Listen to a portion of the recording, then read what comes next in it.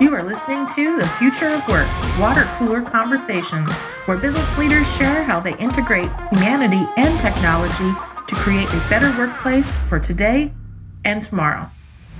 This radio show and podcast is brought to you by Max 6 Entrepreneurial Center. And now, let's listen in as Jen Burrell and Kyle McIntosh connect with today's valued guests. And we're back with the Future of Work Water Cooler Conversations. I'm Kyle McIntosh here with my co-host and good friend Jennifer Burwell.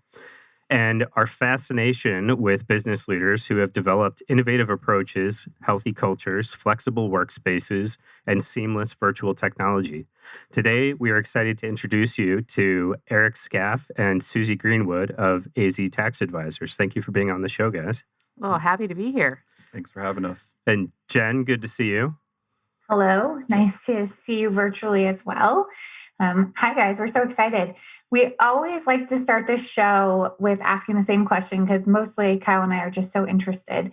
But we like to go way back to and learn a little bit more about you, where you grew up, and then how you got to where you are today. So let's see. Suzy, do you want to start? Sure.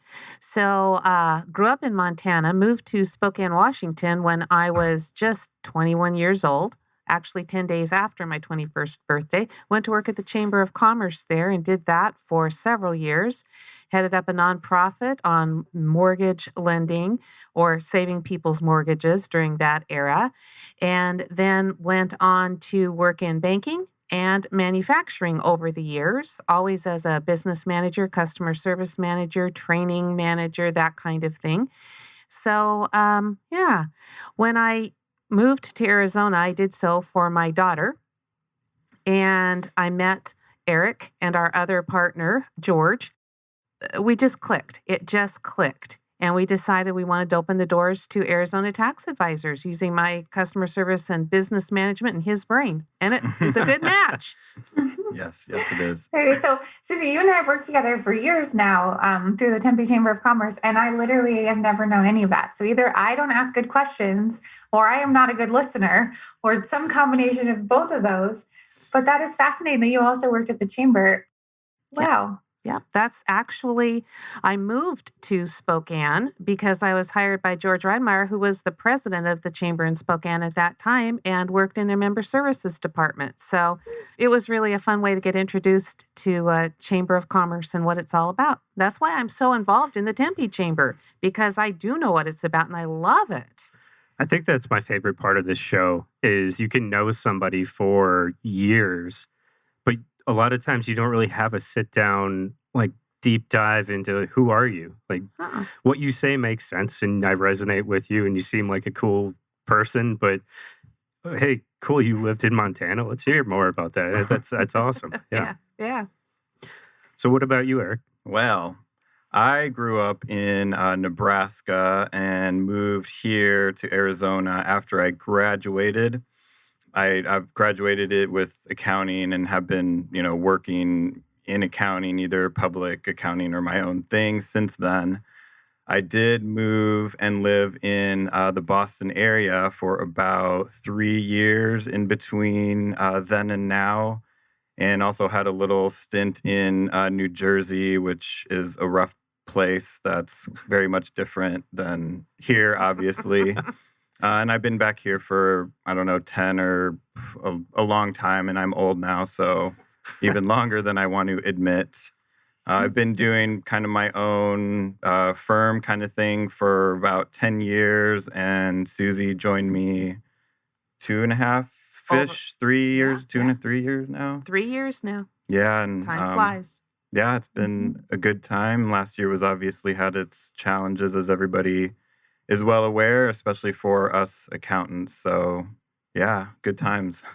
Yeah, so talk to us a little bit more about what made you guys start Arizona Tax Advisors and how did that happen?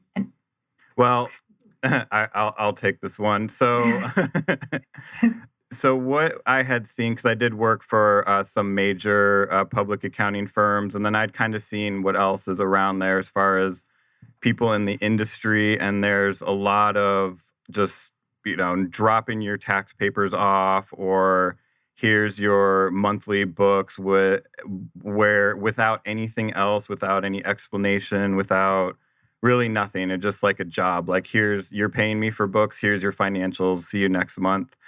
So we take an approach that really kind of like dives into it because, you'd be surprised. I mean, you guys have all these businesses around here of how many people like literally have no clue how their business is actually doing, or that, they can't read a financial statements. There's a lot that don't have financials. It's pretty astounding how many business owners don't really know. They just live off of what's in my bank account right now. And I know I have $50,000 coming in next month and $42,000 of bills. So hopefully that all pans out. And I have money on the end of the year. So I guess I'm going to pay taxes or something. And really that's it. And so there's a lot more to it. And so that's kind of where the educational and aspect of it became, the main reason why that I got into it. And, Suzy was a good fit for that. And, so that's kind of how the business sort of works. So that's why we got into it. I wish what you were saying was surprising. Yeah. As we started as a business incubator, and we still operate with many of those similar functions, investing in early stage companies and through Jen's work with the Leadership Academy, helping companies to break through ceilings, to grow. And you're right. I think it's you get that person with the great idea and the work ethic to make a go at it, but there's a lot they don't know. And so it sounds like when you go in and talk with a company, what you're transactionally selling is accounting services, tax and accounting services. But really, you're more positioned as someone that can help them to understand their business better and to get what they want out of it? Correct, yes. And at the end of the day, if you do better, if the client does better by, if I'm able to help them do better, then they're going to have a better business. And then, then what does that mean? More money for me. So, hey, win-win on both ends. But, it stops a struggle. It stops a stress. Good or bad, if you're not looking at your P&L and really kind of know how your business is doing, you're, kind of headed down more of the bad path of it, regardless of how great your business really may be. You're either not hitting your full potential, or you're just kind of teetering and missing opportunities. So, yeah. Well, and a lot of times you keyed on, someone has a great idea and they take that idea and they say, okay, let's make some money with that idea. And a lot of times they can, in fact, make some very good money with that idea, but they haven't got a clue where to start. They don't know what they need to do for the dollars and cents of it. They can't make sense of the business side of it, period, literally. And so that's where we step in, because we love working with people who are just starting out, as well as those who have, developed it a little bit. They're making a little bit more money now, and we can actually watch the light bulb come on. It is so amazing to watch them get it. That's what you just said. It's a visceral experience to look in someone's eyes and see, with this type of thing, like where they glass over, and then all of a sudden there's like this, this business is really something different than what I thought it was. Because I'm not just selling this thing, this idea. I've got, the business has a life of its own, and now I can manage this thing better and grow it. And as opposed to just exactly what you said, Eric, is that I've got 50,000 coming in, 42 going out. And that's my only metric I'm measuring is, am I in the black today? Yep. That's right. It's an exciting and scary sometimes but always interesting journey. That's agreed. Yep. So on that note, what is the advice that you would give to somebody who's like, okay, I have an idea, I'm going to make a go at it. What are the first things that a business owner should do when they are going to create a business? Start making money with it. That would be the first thing. But get your team ready. And what I mean by your team is find your accountant or someone who's willing to advise you, maybe a mentor, find a place to start. You need to have some knowledge behind you. If you have a good team, which would oftentimes be an accountant, an attorney, and then someone in the business community who will work alongside you who's already gone through the steps, then you are absolutely putting yourself in a great position. And I think the biggest thing that you do is you start asking questions, and you ask them of pretty much everyone that you trust. And then you stop asking the questions of everyone and you focus in on the people you're going to call your guru team and let them answer them. Because if you keep asking all the questions all the time, you'll get too many answers and it will just confuse you worse. Yes. I love that advice, Suzy. And I've been thinking about it. There's somebody in our community, Kyle, remind me who, that talks about like your personal board of directors. Maybe it's a book. But just really thinking about who are those key advisors that can, that are outside of like what you're doing day to day to kind of help guide you and give you that input and advice. And so this is something that I've been thinking about personally, but I definitely in a business, who are those key people? Because it's true. They're like, if you start asking everybody's going to have a different opinion, or it's going to be nuanced, and they're going to be so confused. And what I see a lot of times is people just freeze because they're overwhelmed. They don't know what to do. And then they don't do anything. So, well, then what happens is you're good at what your business is, whatever it is. And you're going to end up spending 10 times the amount of your day working on, just say, accounting, instead of focusing on how can I grow the thing that I actually know and also like doing, because you don't like doing nobody likes doing accounting. It's only the weirdos do, like us here. But you know what I mean. I appreciate you weirdos. Yeah, thanks. Sure. My mom and my stepfather are both CPAs, so I God bless. Appreciate you. Yes.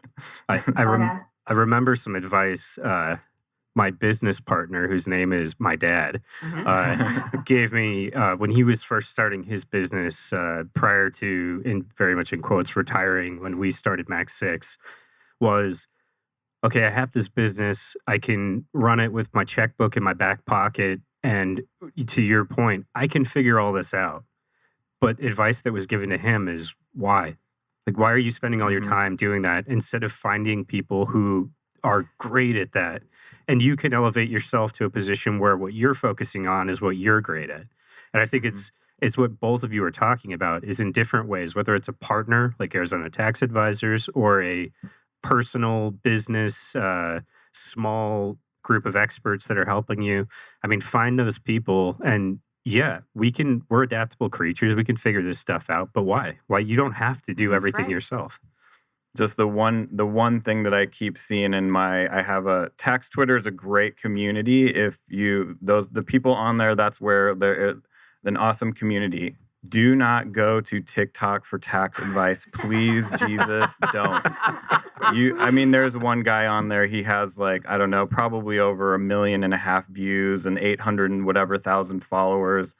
And we tore his video apart because it was just so wrong and misleading. And I get these questions. I'm like, well, I heard that I heard this guy say this one thing. I'm like, no, just let me stop you. No, don't listen to that stuff. And so, yeah, you can ask around and whatever you want to do, but, keep in mind that a hook is a hook. And if it's too good to be true, it is not true. Or seek actual real guidance, and TikTok is not that, or these other videos, or I heard this guy that said, I can do this. Can I do that? Probably not. No, you can't. It's not useful and it's probably illegal. So let's not talk about it. Yeah, I'm sure you get more and more questions. I was talking to someone else about, just all of the information is at our fingertips. And so we can all, good or bad.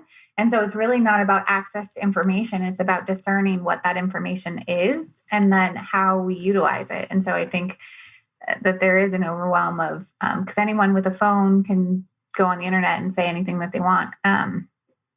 So yeah, it's a whole new world. And this is a random question and not at all what we're talking about, but it just popped in my head. I was listening to something this morning talking about businesses beginning to accept cryptocurrency. And I know that people have been doing it for a long time, but they were talking about both sides. Like there's people who think that it's not going to do anything, it's going to go away, and then there's people who think that it's going to. Do you guys, either of you, have a particular opinion about cryptocurrency, and should businesses accept it? Oh, yeah, he will take that one. I've been in crypto since the first big rise, so in 2017. Yeah, go ahead and take it and do whatever. It will be around, at least the technology. And as of right now, Bitcoin will absolutely be around, or the Tesla balance sheet will explode down to zero, seeing as how we just bought $1.5 billion worth of Bitcoin yesterday. Yeah. So yeah, it's something there. I have a way to take it where it immediately converts to dollars if I want. I would take it. I like it. It's, as far as investing and how that aspect goes, it's incredibly volatile. So it's pretty much like how GameStop was, but permanently. so you kind of never really know, but it's just like anything now. You have to, as far as like having your money in there, you just have to be smart about it. As far as taking it, you are, and the tax side, which I don't know if you really intended me to talk about, but I'm going to anyways. It can be very, very complicated, because every time there is a transaction, which includes buying. So if you say you owe me $1,000 and you pay me in Bitcoin, and it's Bitcoin that you guys bought in this, even say the beginning of 2020, when a Bitcoin, I think it got down to maybe 6,000 or something. And now it's almost 50 today, or 45. You paid me, so you got rid of your Bitcoin, and that is a taxable event. Because technically, I mean, if you had enough of Bitcoin at $8,000 and you gave it to me at 45,000, it's free, right? Because you would have gained $1,000 in that time. So that's like a gain, and that's you recognizing the gain because you sold it. Technically you sold it because you gave it to me.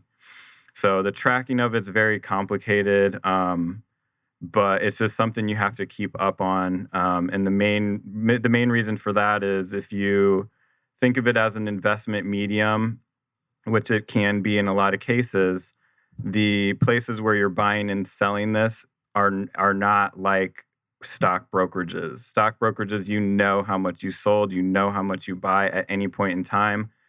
Crypto exchanges don't care. So that, plus there's, 500 different exchanges that are all a little different. So the tracking is heavily up to you. But yes, it's a good thing. It's going to be here to stay, but very volatile. This stuff is fascinating. I've been studying this over the last little while, and I said this morning, like, do I even feel like I know this world that we're in anymore? Where I can't remember the name of the platform that sold 1.5 million, almost this virtual land deal that happened earlier today, and I guess it's like anything. It's, what do we attribute value to, and we can figure that out. And it's the future of work. I mean, Max 6, what are we working on right now?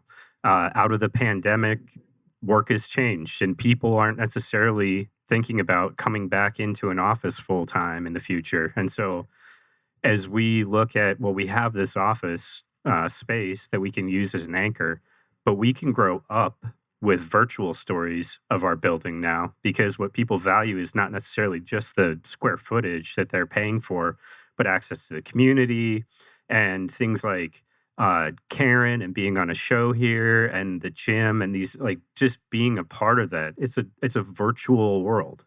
It's wild, but that's really interesting about the tax ramifications, that you can read through all the threads and all this, do all the research on these things, but I don't think that's something that people are talking about, that you really got to be aware of if you're not just, buy and hold and see what happens in the future. Yeah, it gets really, really messy. Because besides the number of exchanges, there's also equally the number of coins. So oftentimes you buy a Bitcoin and you have to convert it to an Ethereum to get whatever other token. So you've had 3 transactions here just to do this one thing, and then that one thing might split, or you might earn money interest on it, which is another gain. or other coins, or I mean, there's a plethora of things out there now. It is really cool. And yeah, the technology is definitely here to stay because there's a myriad of uses for it out there besides just, this asset that I can make money on. I'm going to have my kids teach me about this one day. Yeah. Between them and you, Eric. I struggle to sometimes keep up with the latest and greatest. I have a couple of good friends that do this a lot. So, they kind of like keep me up on like, oh, here's this exchange. Uniswap is kind of the new thing where you can buy and sell any coin. I could list a coin on there if I had the technology and stuff. So that's kind of one of the newest things that's out there. But yeah, it's pretty crazy how fast it moves and how it's really working out there. I was like, we could spend hours talking about this because I have so many questions. But I think the high level answer is yes, it's okay to take Bitcoin out your business. It just involves tracking and talking to you so you can help navigate all of that. Yeah, the first thing I tell anybody that calls in about crypto is you have to keep track of your basis. I don't care how you can put it on a spreadsheet, whatever, I don't care, but keep track of it because it's very hard to look up some of them or very time consuming. So, just tracking somehow is key. And there's several different ways to do it, but do it before you really heavily start to trade or use it. Got it. Good. So that also made me think about it. We're entering tax season, right? I don't think last year's ever ended, but yeah, I think so. I know. I remember Suzy on our women business calls every month would be like, well, still in it. Tax season is never ending. So I definitely feel for you guys. What advice would you give to people who are filing their taxes this year on the individual side and then the business side? Is there anything that we should be keeping our eyes open about? Well, on the individual side, there are a couple of things that the CARES Act put in place. So you need to be aware of them and you need to share them with your accountant if they forget to ask. One of them has to do with the stimulus monies because there is a credit available if you didn't receive all your stimulus money that allows you to take it on your tax return this year. And then there's also a $300 above the line credit for charitable contributions. And that's great for people, that give to a local charity, but they don't itemize, right? So that's what that's all about is if you don't itemize, you still get that $300 off of your income for your taxes. So those are just a couple of things that I would tell people. But the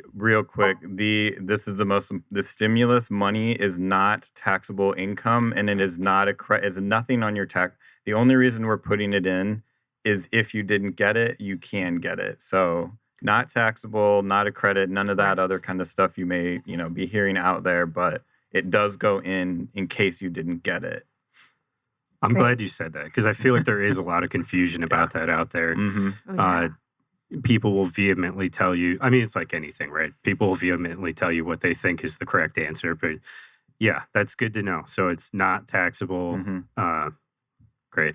Just a gift. And Suzy, one piece of advice you gave us at Women in Business I thought was really helpful for people because we're all working from home, right? And so I think there's a common misunderstanding that like for myself, I could write off all my expenses, but that's not correct as an individual. So do you want to share that?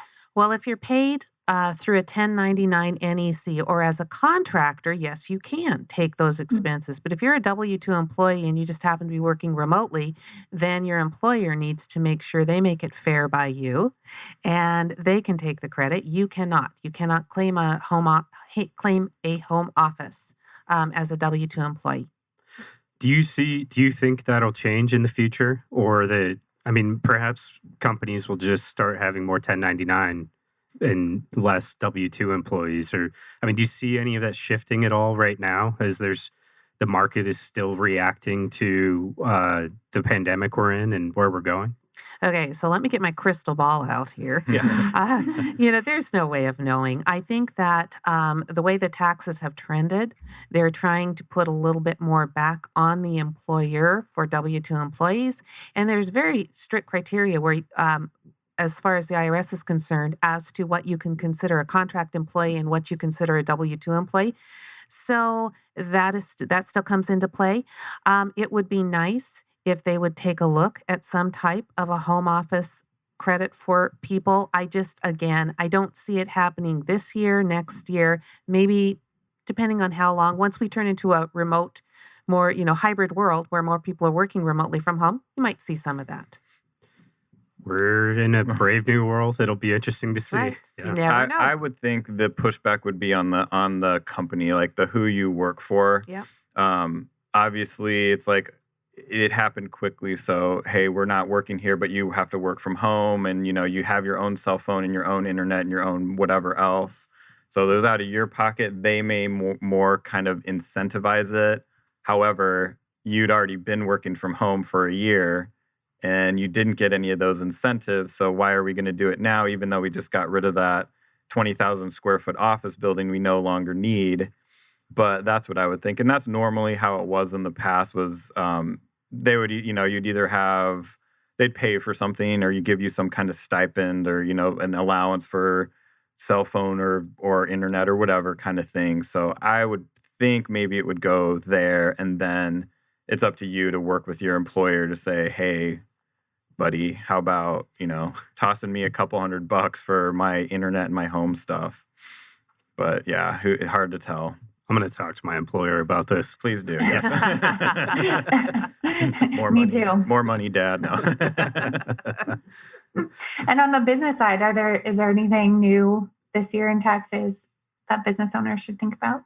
Well, I'm gonna let Eric take the new stuff, but I want to start from a basis of you need to be sure you're tracking everything correctly. Excuse me, tracking the expenses that you should be tracking the expenses you can track them appropriately so that they're accurate. And if you don't know how or what you should be tracking, then talk to somebody, call us and ask us what you should be tracking, that kind of thing, and we can sure help. Good records and clean records on that, and always help with taxes. And then as far as changes to the business tax returns this year. What were there? Oh. Yes. I mean, for the most part, it's like she said, it's, you're still a business and you still have your stuff. We're throwing in, obviously, all the CARES package stuff that you may or may not have gotten. Yeah. Those things have been, that's really what made us as accountants' job just massively difficult, was because nothing was defined, or they would come out with a couple of FAQs that vaguely defined basically nothing, or referred to some older FAQ that didn't define anything in the first place. So all year long, up until really now, or not even necessarily now, there's a lot of things up in the air. So in October, when I usually like to do tax planning for businesses, I had to give everybody 2 or 3 scenarios because they couldn't decide if PPP was the biggest CARES package loan, if that was going to be basically if the expenses were going to be allowed that you use that money for, if they were going to be allowed or not. So, I mean, that was significant. That's majorly significant for a lot of businesses. If they got a $150,000 loan and their normal net income is maybe, $20,000, but now they have to pull out $150 of expenses, that brings you up to, $180,000, $200,000 of net income. So significantly different tax scenario to have to, go through. Here's A and here's B, and I don't know, and we're waiting for them. Feel free to call the IRS if you want, or the SBA. I think they have an office around somewhere here. But yeah, I mean, it was just them defining it. Right. And so that was the big headache. And I mean, they finally did. I think it was like on December 31st or something, they put out their final word about it. And so now, now it is, but that's just kind of been the headaches. And then the other loans and the other credits and all those things is really just a case-by-case basis is really the only way to say or do it. So what you're saying is, if you're a business owner, call you guys to figure this out. More or less, yeah. I mean, just be careful. They did the best, but when you rush through a 5,200 page legal document, they did the best they could because it's government. So, their best is everybody's pretty much, middle to low kind of range of working. So that's where that was.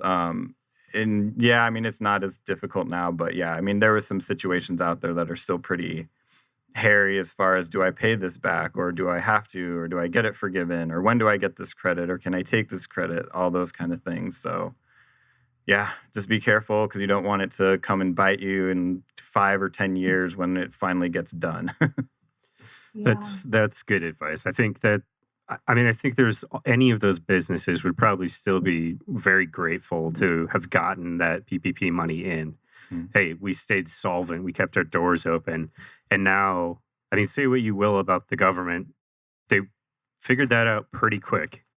But now we're dealing with the ramifications. So what do we do? We're on the backside. We're on the other side of that. We're on the other side. Hey, we kept our doors open, but we still want to keep our doors open. So yeah, talk to a partner, talk to experts. And isn't there another package going through Congress right now or somewhere? Okay, so there are a couple different things going on right now. So, of course, the second round of PPP loans, right? Those are out there. And we get calls frequently. Would I qualify for that? Do I qualify for the PPP loan? The second round. And obviously, it varies depending on whether you took a first loan or not. And then we have to look at whether you had loss in a quarter-to-quarter comparison from 2019 to 2020. So there are lots of things to look at there. And yes, there is another stimulus package out there. And no, I don't know all the details off the top of my head. Yeah, well, I don't even think Congress knows all the details at the moment. No, they're tied up with something else at the moment, but it's there in some office somewhere. But yeah, the last I kind of read, and I had to kind of just sort of briefly read these kind of things because they change daily. So I think they were kind of close on it. I don't know how much, what it exactly all will do this time, because there's already PPP2 is out there, much more difficult to get because you do have to prove numbers or, allegedly prove numbers. And then, another stimulus payment, okay, great. That's cool to have $1,400 extra dollars for, I don't know, to buy a TV, which seems to always sell out when those come around. But, whatever it is. So, yeah, we'll just have to see. I mean, they change it so often that it wasn't worth for us to really, dissect every time because, yeah. And they always like to put out the final words on around 5 or 6 on Fridays. So, that's another, us accountants are, hey, cool. Here we go to have to read this at 5 o'clock on a Friday. Yay. Another fun weekend. Yeah. The rest of us are off at happy hour or virtual happy hour. Right. I like that. I like the sound of that.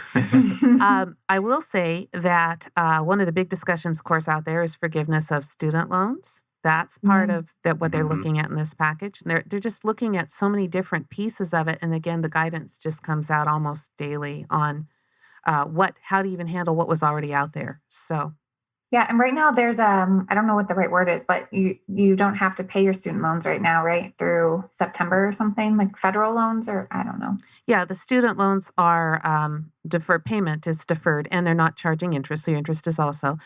There's such talk about about that, and that not only continuing, but also then being forgiven, the loan debt being forgiven.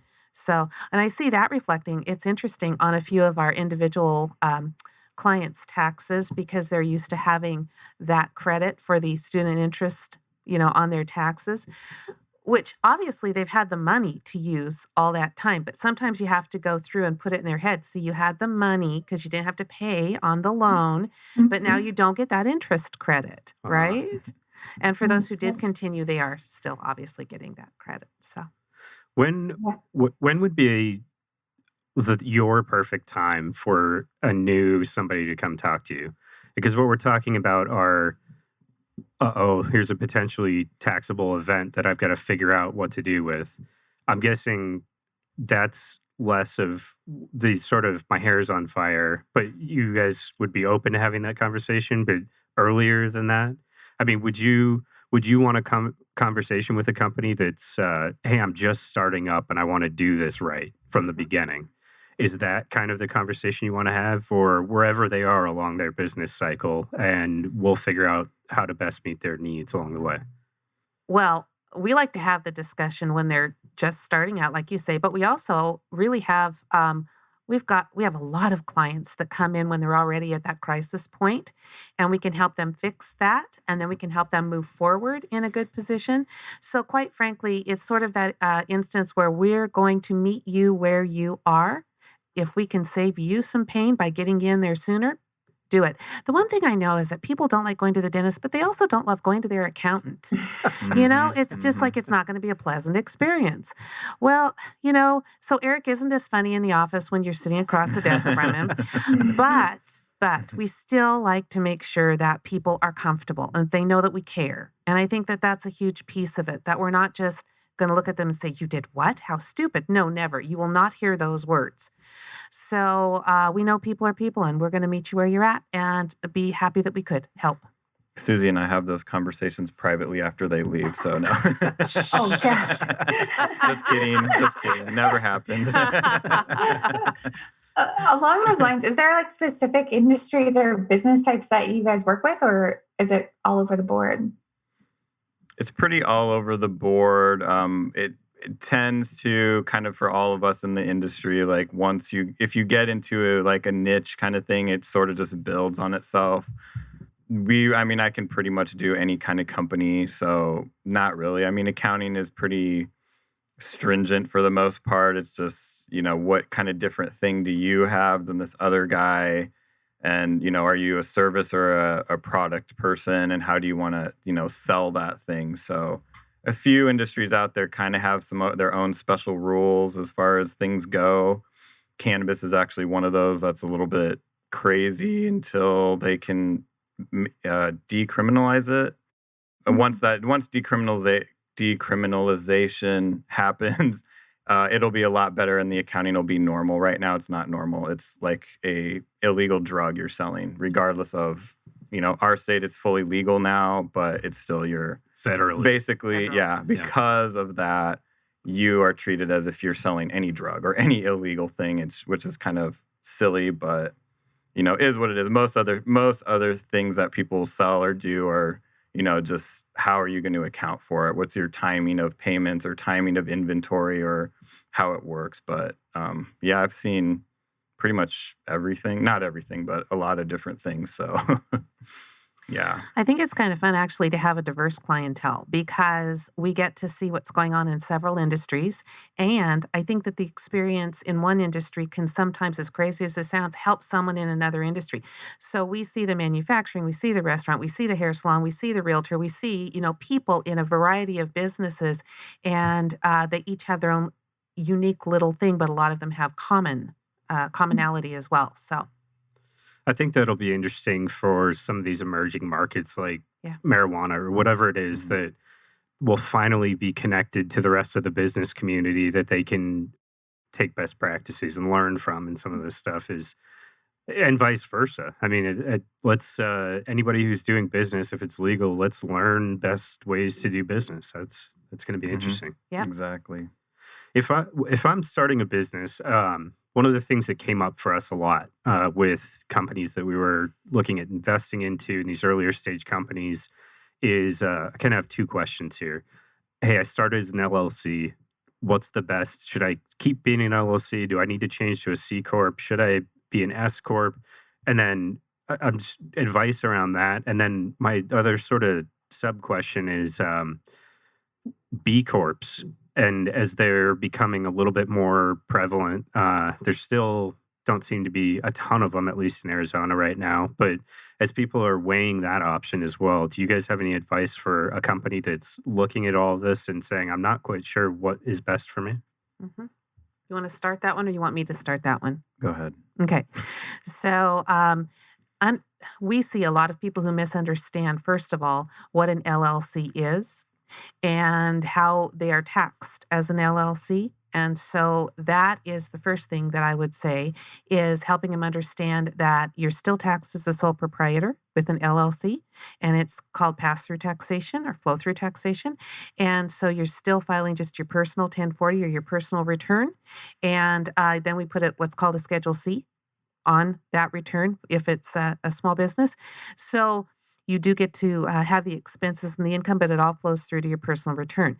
And then you have people that are starting to make quite a bit of money with their business. And there's a rule of thumb, although it is only a rule of thumb, it is not an absolute, and that is between $75,000 and $100,000. You want to start looking at perhaps filing your taxes as an S corporation. Now, an S corporation is simply a way of telling the IRS how they're going to tax you, because you are going to, as the owner of the business, now take a W-2 paycheck, a payroll check, and you are going to do that, and it has to be a reasonable amount for industry standard. But what you make above and beyond that is then becomes a dividend. The reason that you do it that way is because you pay payroll taxes on payroll, and you do not on dividend.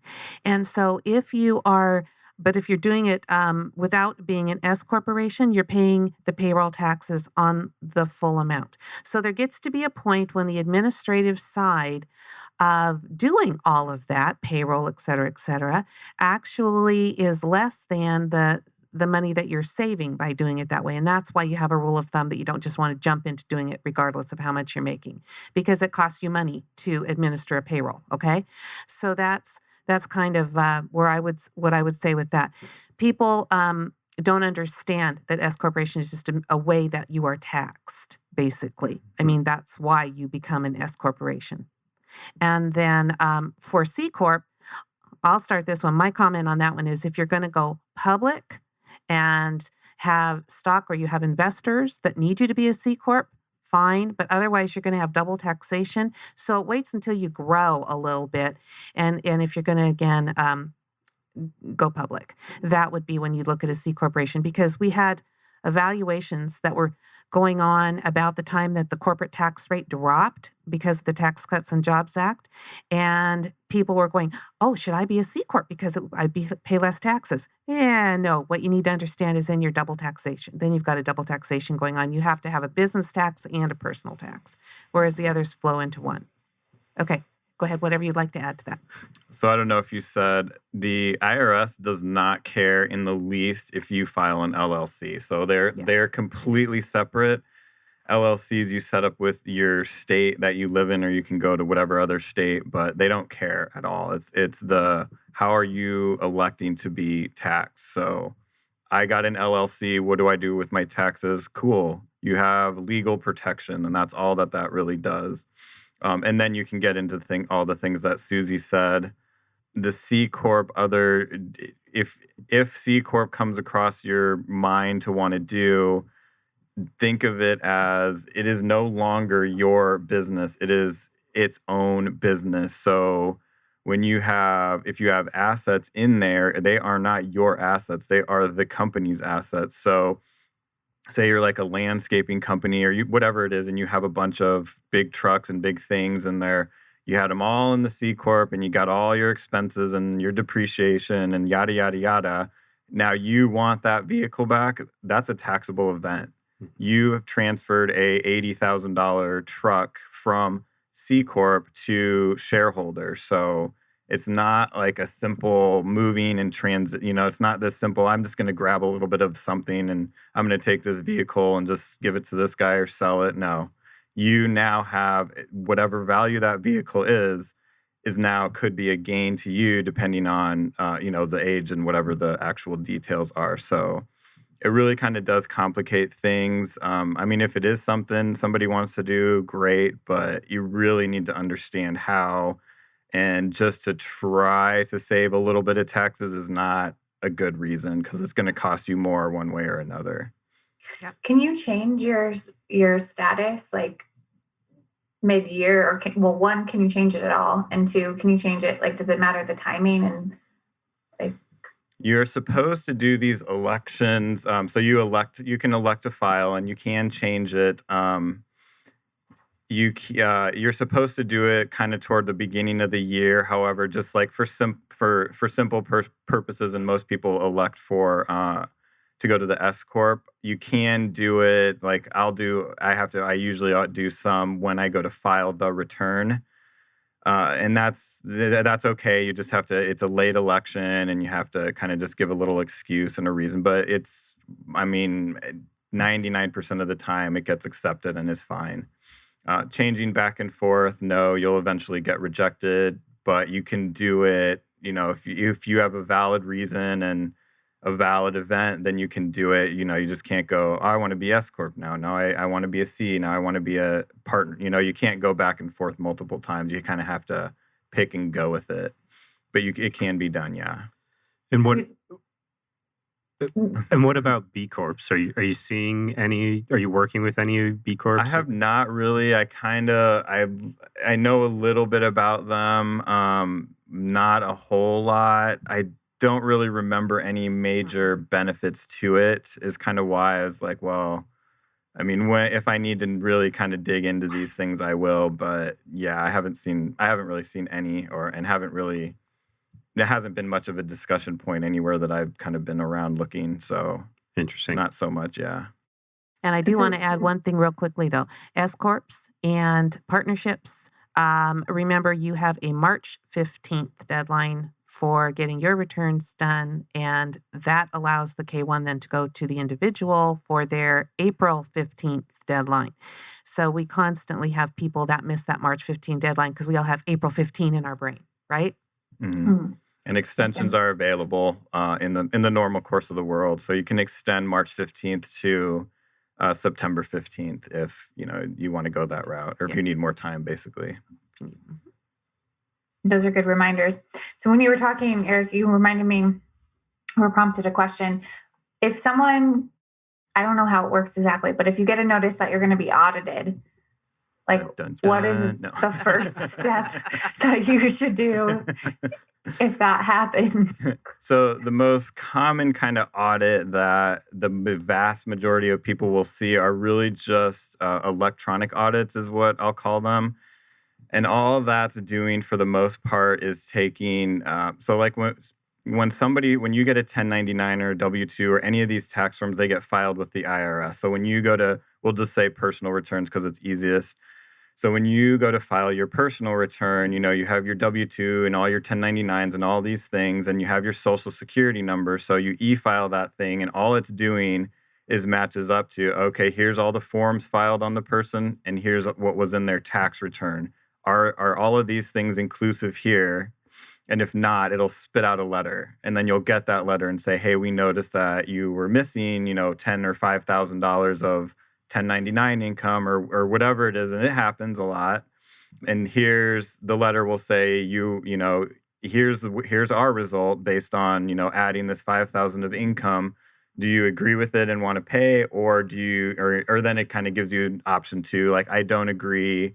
And here's why. And then, you'd either file an amendment or, argue it, whatever the case is. So that's the most common ones. And those are, it's form-based. So it's not a huge argument. If something is wrong with the form that was filed, you'd really have to go to who sent it. So if it's like some kind of brokerage or if somebody sent you a 1099, but you didn't really work for them or you disagree with it, you got to go get them to change it. Because no matter what, on any tax return, if you have a form to you in your name and your social security number, I can't do anything else but what's on that form. If I do, you will get one of these letters eventually. So you got to go to the person who gave you this form and have them change it. Otherwise, it is documented at the IRS and you're fighting for no reason, basically. Because hey, this guy's saying this and you're saying this. You guys got to work it out and then come and pay the taxes that you actually owe. Major audits, there's usually some reason. Most of the ones that I've seen are either you're associated with somebody that is getting audited, or something seems really wrong here kind of thing. Like your numbers don't add up to what your life is or what your situation is. So, hey, we're going to need a little bit more documentation. The little more documentation kind of goes, it will build on itself. So if they request like, oh, we need to see your expenses for, for all of these things or the receipts or whatever they're saying, you just have to be a little careful to give them the right information and not too much information, because it'll build, it'll open a can of worms. And then, before you know it, they're looking at every single little thing. So that's kind of how audits work. And yeah, I mean, for the most part, if you're doing the right thing, you're okay. And, if you're one of the 0.002 or whatever percent that just randomly get audited, you're fine. As long as if you can stand up for your numbers, then you're good.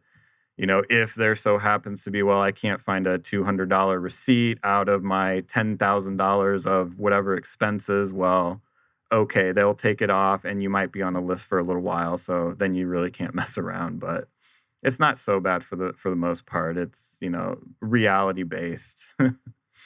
I had visions of like agents with guns and boxes coming and taking everything and computers, and so they're the thing about them right now is they're still backed up from last March. I mean, the last numbers I saw, they were still, 2 million pieces of mail behind. Wow. I was actually reading from some of what colleagues that, God, it was like 2 or 3 different other accountants their clients got letters saying that the IRS has not received their 2019 return, even though they were e-filed. So they're just like, they're really screwed up right now.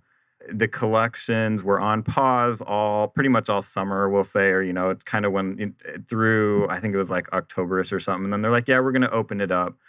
Well, by them opening up the collections, they sort of forgot to move the needle of time on those. So I've seen a lot of people that, this is an intent to lien letter. And, I see it and ask them like, what is this for even?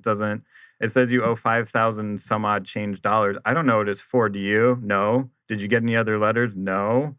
I don't see what they can lien because we can't even address this. So it's been a big headache, and they're still, they're just behind. It's the IRS, and hopefully there's some effort or something to really kind of get them better funded to really just be able to do the job right. That's the problem. They took a month off because of COVID at the beginning, and we're just never able to get out of that hole. And, they didn't decide to blanket forgive some late fees, and they, like I said, they failed to move the needle on the collection stuff. So everybody's getting letters, and it's 90% of them are something that's not right, or like, this is your first letter for $30, and no, they're not going to lien your account. Let them if they want. I mean, come on, this is silly.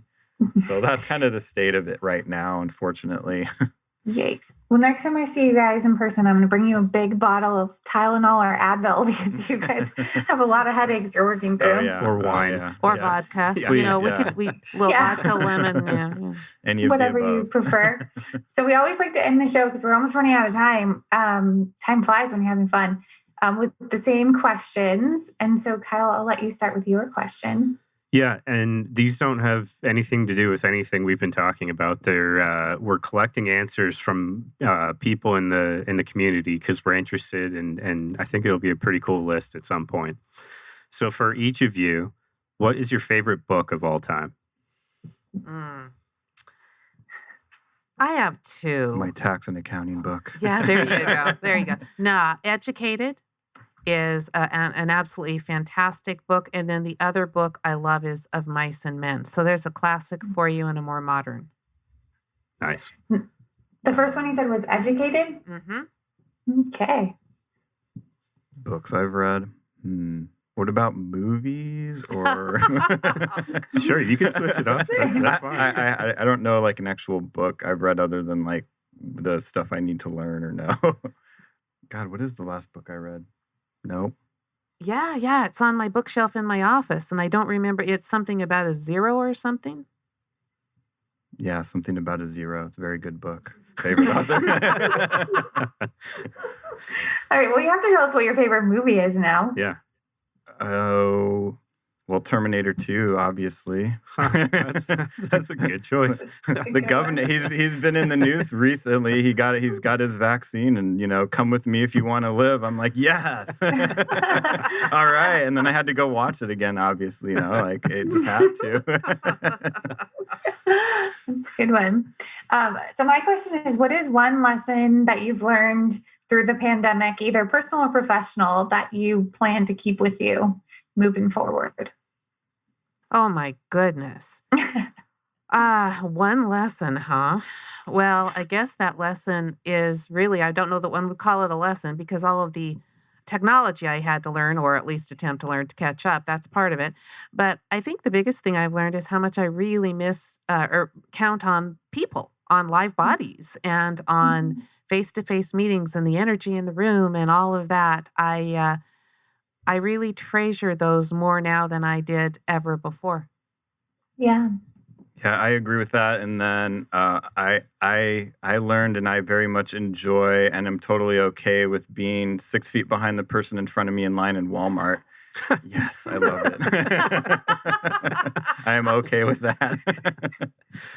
No, it is kind of nice. Yeah. It's nice to have a little extra space, but I'm with you too, Suzy. It is sad not to be in the same room, especially when you're talking or having a conversation or presenting or educating. Like, not being able to read people or understand where they're at or how they're feeling it's hard. It's a tough one. And not being able to get my hug every day, I don't like that at all. I couldn't imagine the life of comedians that feed off of people's like reaction that are, just imagine a silent room and you're like, I guess that's funny to me. Hopefully it's funny to the audience out there. Don't know. I know. So, Suzy, not to put you on the spot, but you, and maybe, I don't know, you don't have to have an answer to this, but I love, no pressure, I love all of the quotes that you always share. Like, they're so inspirational, and I love when you share them. So I don't know if you have a favorite quote that you can just have in your head that you memorize, but do you? Okay, so I have a book of a notebook. I've collected quotes over the years. I have several that I love, and that's what Jen is referring to. But my son and I had a very interesting conversation. My son is grown. He's in the Navy, and he and I don't get to spend as much time together. But Sunday morning, we were together in the room at my daughter's house, in her dining room, and he made a comment to me that really grabbed me, and it was that one of the things that always steered him in his life was a quote that I had always told him. And it's from Robert Frost, and it's, "Two roads diverged in a wood, and I took the one less traveled by, and that has made all the difference." And so for today, that's my favorite. I like it. Thank you for sharing. I think of you often, and I think of your quotes and just the impact that they've left on me. It's one of my many favorite things about you. So thank you for sharing. You. I always wonder, like, there's some profound quotes out there. Mm-hmm. Did they know when they were speaking for the first time that those words that was going to be as profound? Is probably not. They just were speaking their mind, and it got immortalized over time. That's fascinating. So before we totally close out here, I just want to ask you guys, how can people find you online? Arizona Tax Advisors. That's our website and Facebook page. It's all under Arizona Tax Advisors. And I think our Twitter is AZ Tax Advisors. Mm-hmm. You can just Google us. You can just find us easily. And we are here in Tempe. Great. Okay. Well, thank you to Eric Skaff and Suzy Greenwood for being on the show today. We are off to continue building better communities where people and businesses thrive. Thank you for listening to the Future of Work Water Cooler Conversations with your hosts, Jen Burwell and Kyle McIntosh. Each episode shines the spotlight on business leaders who are defining what a healthy and productive workplace looks like in Arizona and beyond. To be part of the conversation, schedule a visit of the Max 6 Entrepreneurial Center in Tempe, Arizona, and connect with us at max6.com. Remember to like and subscribe to the Future of Work Water Cooler Conversations on Apple Podcast.